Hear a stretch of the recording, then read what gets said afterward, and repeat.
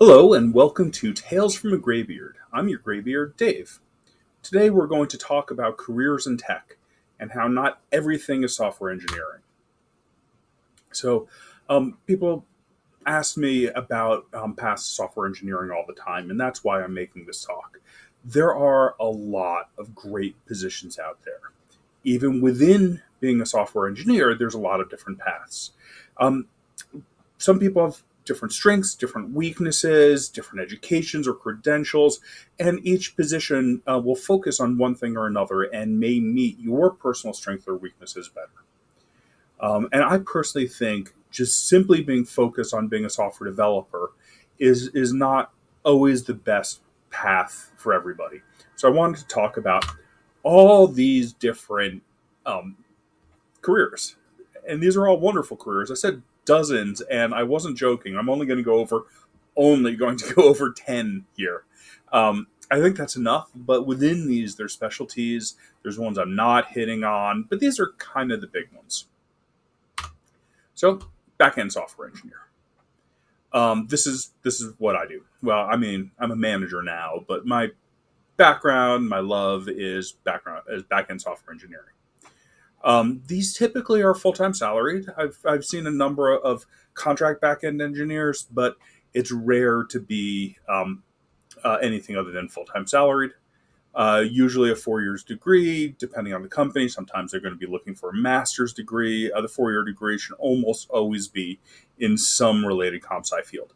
Now, I've seen a lot of people succeed with degrees outside of comp sci, but they're generally fairly technical. Like one of my direct reports, my last job was a chemist. And he has a great story. He was working with extremely, extremely dangerous chemicals, like the sort of stuff that barely touching it could kill you in extremely painful ways. And he decided that that was perhaps not the best career path, and so switched over to computers. And he did great. But it was in chemical engineering. He was an extremely smart guy. It's not always that somebody can do that. It's to be a back-end software engineer, you can move from like an English degree, but it's harder. This is going to focus primarily on business logic, high throughput, low latency, high availability, all that sort of scaling stuff. When people complain about data structures and algorithms, DSA, beginning my career was in cryptography, and I still think of DSA as the digital signature algorithm. Data structures and algorithms. Walking trees and whiteboard exercises. When do I ever use these in my job? Actually, if you're a backend software engineer, you're going to. There's a lot of Java, C++ with a lot of those other languages. Ruby is common, Go, Rust, some Python, not as much, are all pretty common. But Java, C++ are sort of the kings of being a backend software engineer. If you want to succeed at backend software engineer, you need to know your basic system.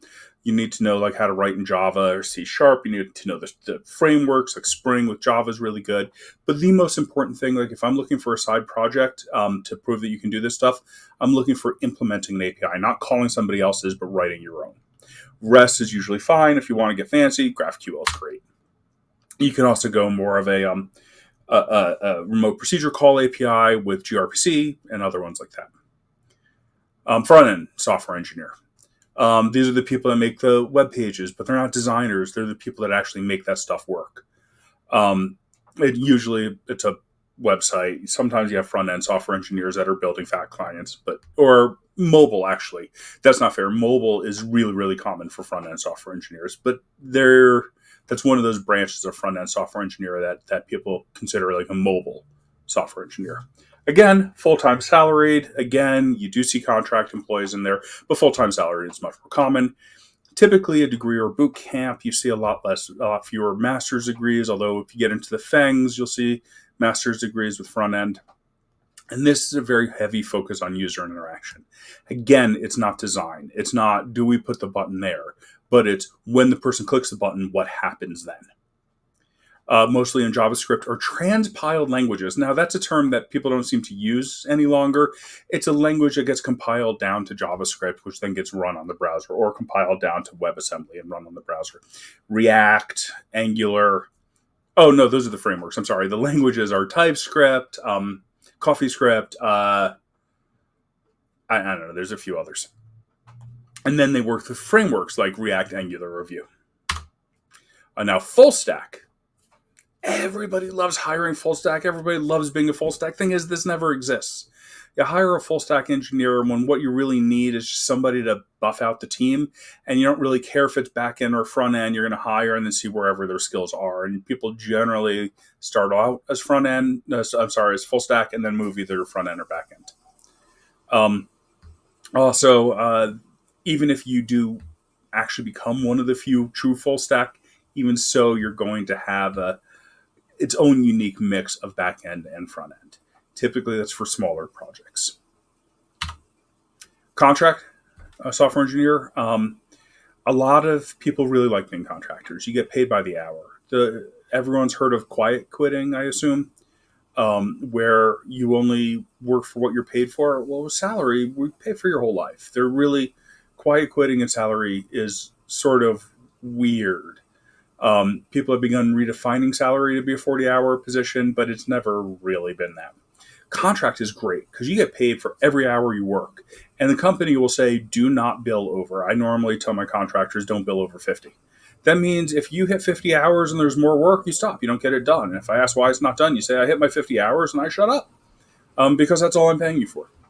And that's great, but you have no vacations, no benefits, track your hours and pay your taxes. If you go into contracting, get a bookkeeper. Do not do your own taxes. Trust me on this one. I got visited by a very nice IRS agent when I was doing contracting. She was very nice, but nah, not really. I ended up having to come up with $15,000 really quickly, which was, maxing out all of my credit cards and whatever else. It was not fun. Also, you tend to be engaged in your job the least. You don't really work for the company.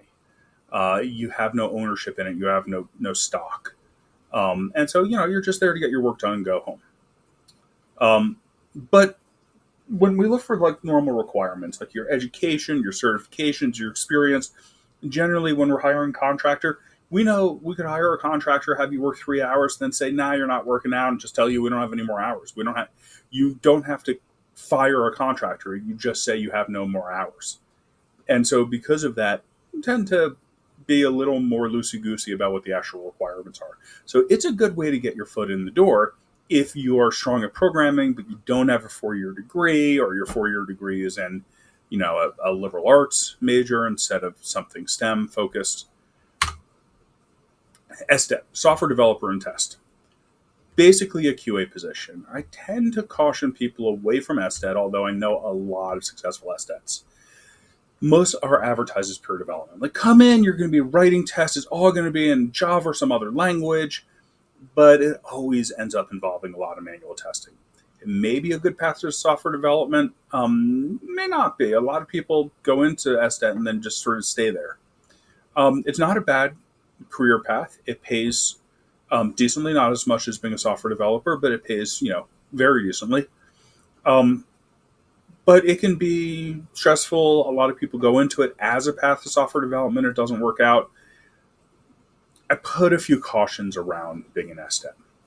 It doesn't require a degree, but it helps. Within SDET, there are going to be people that are put more on manual testing, more on automation, more on design. If you have a degree, you tend to be put more towards writing the automation and writing the designs. DevOps and developer tools. I love doing DevOps. I typically don't do it because I also love doing backend software development, and there's more need for somebody with my skills. I have much more experience in backend software development than I do in dev tools or in DevOps.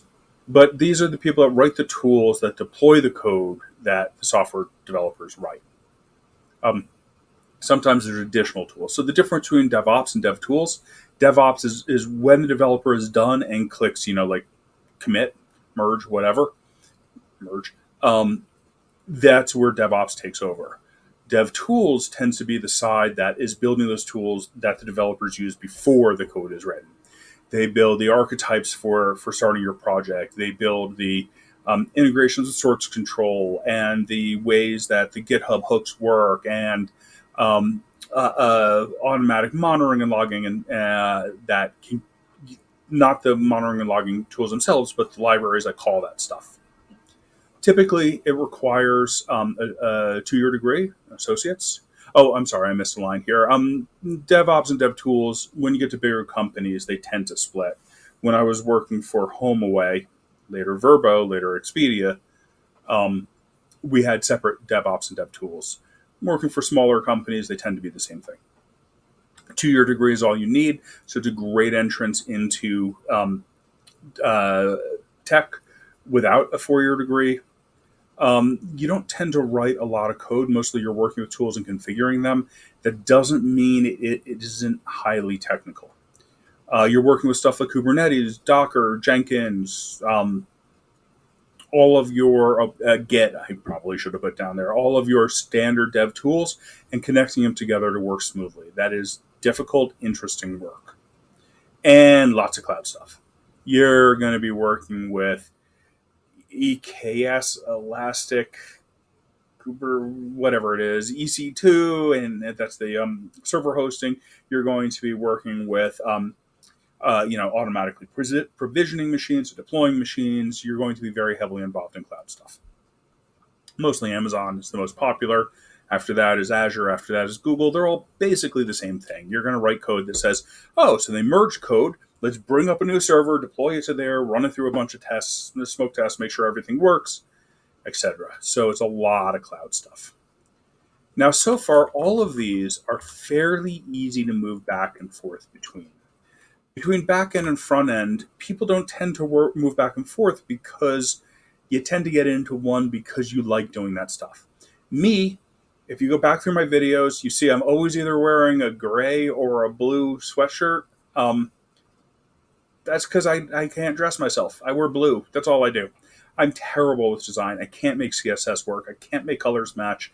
React, Angular, it is all just baffling to me. I don't care why the customer is clicking this button. But if you want me to make something work at billion requests an hour, I can totally do that. You want something that'll deploy horizontally scaled across hundreds of machines, I can do that. Make a button do what it wants to do? No. So like in backend, I'm here. In front end, I'm a failure. Like every front end developer just looks at me and shakes their head. That's what I like. That's why I'm never going to become a front end developer, because I suck at it. But if I wanted to, it's a pretty easy move if I had any skills in it at all. Full stack, you tend to start there and then choose which path you go into. So very few people move into full stack, but from full stack, you can move into back end or front end easily. Contract, again, fairly easy to move back and forth. SDET's a little harder, but it's still basically a developer position. DevOps, DevTools. First of all, we need more SWEs, more back end, particularly back end, and the more back-endy of the front-end people in DevOps and DevTools. So any company that has these, that has a developer who wants to move into it, they'll generally be pretty open to that. People moving from DevOps to DevTools tends to happen pretty easily as well. You have a lot of opportunity there to write code. Even though the job doesn't require it, opportunities come up. All right, now SRE. This is more of a system administration role. We don't really have sysadmins any longer. That's a term from the 90s. We haven't used that term in 20 years, 25, 30 years, something like that. But SRE is, when something breaks, they're the ones that respond to it. They ensure the uptime of the system. They do a lot of monitoring, analytics, logs. You need either an AA or some level of certification. You can get your foot in the door without any credentialing at all, but you do need to know some advanced Linux and SQL. Like being able to CD and LS isn't good enough, but when I interviewed SREs, I asked them the difference between awk and sed. If you don't know the difference between awk and sed, look it up. SQL, you're going to be accessing the database a lot. You need to know these technical tools. It's still a very technical position. TPM, a technical project or technical program manager. These are the people that track the progress of the work. They're not software developers, but they're absolutely 100% critical to the success of the team. Pretty soon, I'm going to do a video on what is the makeup of the team. A TPM is one of the primary roles that is in every successful Agile software development team.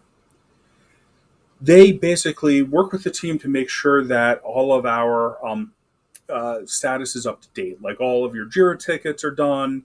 What I mean is once you finish a ticket, it's marked so in Jira, that people know what's coming up or what the dates are. A lot of their work is communicating outside the team, either upwards, communicating status to the management, or between teams. So, for instance, I worked in pricing at HomeAway. It was our TPM, awesome guy named Alex. You'll never be as good at TPM as Alex. He was awesome. But if I needed to interface with the search team, someone would call a search, and search needs to return the search results, and they would give prices. They needed to come to my service to get the prices. Alex would be the one to interface with them. The TPM would be. A degree isn't required, but typically TPMs are BAs. Typically, they have a background in software engineering, but typically they decided that the chaos and the messiness of the software engineering process bothered them, and so they go into TPM in order to provide some level of organization and sanity. To which I say, thank you. A good TPM is worth their weight in gold. They don't code. They tend to use Office tools. Now, when I say Office tools, everybody's going to think like Word and PowerPoint.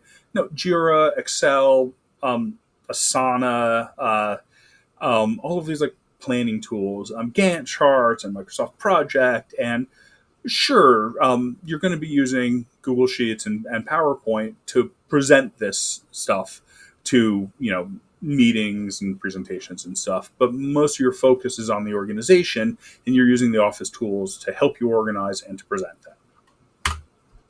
Product manager. This is the third leg of the three-legged stool of an Agile software team. There's engineering, there's TPM, and there's PM. If anyone's confused by the acronyms TPM and PM, welcome to the club. The old joke, the two hardest things in engineering are cache invalidation, naming, and off by one errors. So there's three, and it's off by one. It's not actually funny. Naming is really difficult. We suck at naming. So we have two things that are very similar acronyms. Anyway, a PM is a product manager. Their job is to represent the customer. They tell engineering what to do. For those companies where the PMs don't do that, like Google, PMs didn't really tell the engineers what to do. The engineers would say, we need to do this, and the PMs would go out and gather the requirements. That's weird. It doesn't really work that well, as evidenced by how many projects in Google fail really badly. They would be more successful if they gave more credentials to their PM team. They're the ones that are on the hook for the success of the project. That tends to lead to an adversarial relationship with engineers, because PMs will come and say, we need you to build this widget. The engineers will go off and build the widget, and the PMs will say, well, no, that's not quite right. And then it's late, and now the PMs go up for their own review, and they're late because the engineers didn't get their work done on time. But when they work well together, it's wonderful. The PMs answer all the questions the engineers have, so they can just sit down and work. The most successful team I've ever seen has been at HomeAway Verbo, where our PM and TPM were wonderful. I already told you how much I loved Alex. Our PM was a woman named Linda, and she was amazing. This team was so wonderful because the TPM and the PM were super, super strong. I could count on Linda to find the answer to any question that was this thing supposed to do? And how much money is it going to make us? How many requests should we expect? How many customers should we expect? What's its usage pattern? When is it important for it to be up? If she was working on a foreign currency exchange program, and foreign currency exchange, this thing needed to be up 24/7 because we're converting currencies for other time zones. And she was the one who was able to confirm that. They usually have at least a BA. Product manager is the difficult role. To engineers, it looks super easy. Yeah, you just figure out what the customers need. There's a lot of math involved in this. There's a lot of prediction and planning and analytics. So you do tend to see a lot of MBAs. Oh, I said best path to CTO. No. I'm sorry, that's a mistake. Best path to CEO. Most successful CEOs have some background in PM. For instance, my old CEO, Sundar, at Google, was a product manager. He wasn't a CEO because of the structure of Expedia Group. The president, I think was his title, John Kim, at HomeAway, was a product person. He ran this product academy, which was wonderful. I never got to take it, but a lot of people had a lot of really nice things to say about it. The most successful CEOs are product people because the CEOs need to understand what the customer wants, not CTO. All right, I think this is my last slide. Customer sales and engineering. These are going to be the closest to SWE outside of software development, closest to software engineer. A salesperson will be making a sales call, and the customer will say, "Oh, that's great, but I need your product to do this." And so it's typically sales engineering or customer engineering that builds these. At Google, I worked with a team called Android Partner Engineering, and they were amazing. First of all, in any other company, they would have been senior, if not staff level engineers. But what they did is they really understood the customer and what the customer needed, and then would build those things on top of the product. So even just scripts to make deployment of new instances easier. They tend to work very closely with SWEs. Salespeople tend not to interface very well with software developers, and so it tends to be the sales engineering is that junction point between sales and software engineering. A lot of it is automating configuration. The software engineers will make something that has a billion different options so it works for every single person out there, but configuring a billion different options is difficult. So outside of specific requests from customers, customer engineering or sales engineering will build those scripts to automate that sort of configuration. I didn't put what sort of education you need here because I don't really know. The ones I worked with at Google were highly credentialed, as everybody is in Google. I sometimes think the people that watered the plants have degrees in software engineering at Google. In most places, I think it's associates, even boot camp. The key is you need to be able to do stuff very quickly because the customer will need it now all the time. So it's more of an attitude, more so than any other role here. Moving from sales engineering, customer engineering to software engineering is pretty easy. I've seen a number of people do it. One of the sales engineers, customer engineers at Google I worked with in an organization called GTech is applying to be a SWE now. In fact, one of my direct report SWEs was two. Two were in GTech before they became SWEs. So it's very common to go from customer engineering to SWE or sales engineering to SWE. It's less common to go the other way because working with salespeople tends to be stressful, needing a lot of energy. And as you get older, going from a more laid-back job to a more stressful job becomes more difficult. I couldn't handle the stress of customer engineering any longer. I'm just too old for that crap. As a 20-year-old, I love doing that stuff. Nowadays, not so much.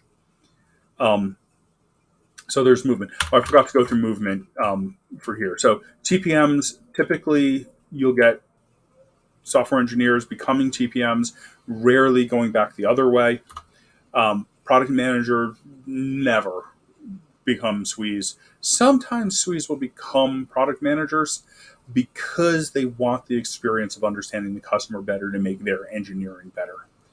One of the engineers I worked with at Google is, at the time I left, was just joining a product rotation where she would spend, I think, 6 months as a product manager. She was a wonderful software engineer. Once she has that knowledge of how product works, she'll become a force to be reckoned with. A good software engineer who actually understands product that is a golden combination. But product managers who are pure product managers haven't come from software engineering, tend to come from the business world. MBAs are common, not masters of engineering. And so they don't have that path back. Okay, so that's my spiel on the different careers. You can find me on LinkedIn, on Reddit. Sometime I'm not telling you guys my Reddit name because I post all sorts of stupid crap on there, and I want people who know me to find out when I'm posting on Reddit. And definitely don't ask me for my core ID. But you can find me on LinkedIn if you want to talk about your fit in any of these. Feel free to just hit me up or comment in the YouTube. So thank you very much for watching. I hope this helped.